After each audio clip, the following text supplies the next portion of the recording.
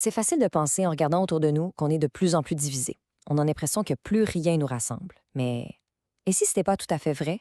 Si on prenait le temps de creuser un peu, juste un peu, au-delà des nouvelles, des conflits, on pourrait découvrir quelque chose de fascinant. Un genre de fil d'or, une idée toute simple qui traverse les cultures, les époques et qui nous relie tous. C'est ce qu'on va explorer ensemble. Alors, pour commencer notre exploration, je vous propose une petite énigme. On va regarder 3 citations, 3 instructions vraiment puissantes. Elles viennent de personnes, d'époques et de coins du monde complètement différents. Le but du jeu, trouver ce qu'elles ont en commun. Premier morceau du casse-tête, Hillel l'Ancien. C'est une figure super importante de la tradition juive. Sa phrase, elle est formulée comme une interdiction en mode négatif, mais c'est justement ça qui est frappant. C'est simple, c'est direct, c'est clair. C'est pas mal la base de comment bien se comporter avec les autres, non? OK, maintenant, à peu près à la même période de l'histoire, on entend une autre voix, cette fois de la tradition chrétienne, qui dit quelque chose d'incroyablement semblable. Mais attention, ici la formulation est positive. C'est pas juste ne fais pas de mal, c'est un vrai appel à l'action. Fais le bien. Là, on commence à voir un patron se dessiner, hein? Et pour la troisième pièce de notre puzzle, on fait un bond encore plus loin dans le passé et on change de continent pour aller en Orient. C'est Confucius qui nous parle. Il nous donne lui aussi une variation sur le même air, si on veut. Pour lui, tout est basé sur la réciprocité pour assurer une bonne harmonie dans la société. Bon, la question est évidente, là. Qu'est-ce qu'un sage juif, le fondateur du christianisme et un grand philosophe chinois peuvent bien avoir en commun, alors que des siècles et des milliers de kilomètres les séparent? Les mots sont pas les mêmes, c'est sûr, mais le message de fond, il a l'air identique. C'est quoi ce fameux fil conducteur?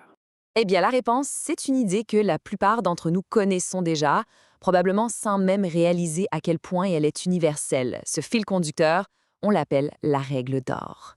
C'est ça qui est fascinant. Ça met un nom sur ce qu'on vient de voir, sur cette intuition. Le truc avec la règle d'or, c'est qu'elle n'appartient à personne et donc à tout le monde en même temps. Toute sa force, elle vient de là, de ce principe de réciprocité. C'est un appel, au fond, à l'empathie, à prendre une seconde pour se mettre dans les souliers de l'autre avant de faire quoi que ce soit. En fait, cette règle d'or, c'est l'exemple parfait d'une idée philosophique encore plus large qu'on appelle la philosophie pérenne. C'est un concept qui date de la Renaissance et qui dit en gros que si on gratte la surface des différentes religions, des différents rituels, on découvre qu'elles partagent toutes une même vérité, une même sagesse universelle, comme si elles puisaient toutes à la même source. OK, allons voir ça de plus près. Si cette sagesse est vraiment partout, comment est-ce qu'elle se manifeste dans le langage propre à chaque culture? Parce que c'est là que ça devient vraiment, vraiment intéressant. Regardez ça, c'est la même idée de base, mais elle prend des couleurs complètement différentes selon la tradition. Chez Confucius, on parle de reine. C'est une sorte de bonté, de bienveillance qui est essentielle pour que la société fonctionne en harmonie. Dans le christianisme, le mot-clé, c'est agapé. Ça, c'est un amour total, inconditionnel, qui est censé refléter l'amour de Dieu. Et si on va voir du côté de la philosophie éthiopienne des Hatata, on parle d'harmonie. L'idée, c'est que notre devoir moral, c'est de recréer l'harmonie de la nature dans nos relations les uns avec les autres. Donc, le point à retenir, c'est ça. Les raisons derrière l'idée ne sont pas les mêmes. L'un le fait pour l'ordre social, l'autre par amour divin, un autre par pure logique, mais le résultat final, la conclusion, c'est toujours la même. Toutes ces traditions arrivent au même point. Prendre soin les uns des autres et se respecter, c'est non négociable. C'est la base. OK, c'est super intéressant comme leçon d'histoire et de philo, mais et alors? Concrètement, aujourd'hui, qu'est-ce qu'on fait avec ça? C'est le moment de passer de la théorie à la pratique, de voir pourquoi cette vieille sagesse est encore super pertinente pour nous. C'est l'historienne des religions, Karen Armstrong, qui nous donne une excellente piste. Pour elle, la règle d'or, c'est pas juste une loi à suivre bêtement, les yeux fermés. Non, c'est beaucoup plus que ça. C'est la manifestation concrète, l'expression pratique d'une qualité qu'on a tous en nous, la compassion. Et attention, la compassion, ce n'est pas juste un sentiment, une émotion, c'est un geste, une action. Et quand on met cette compassion en pratique, qu'est-ce que ça donne? Eh bien, ça donne ça, des comportements. Pas juste des belles paroles. L'humilité, la gentillesse, la non-violence, l'empathie. C'est la preuve, la vraie preuve que quelqu'un est sur un chemin éthique ou spirituel authentique, peu importe l'étiquette qu'on met dessus. Le fait de réaliser qu'on a ce terrain d'entente, ça devrait nous pousser à aller plus loin que la simple coexistence, où chacun reste dans son coin.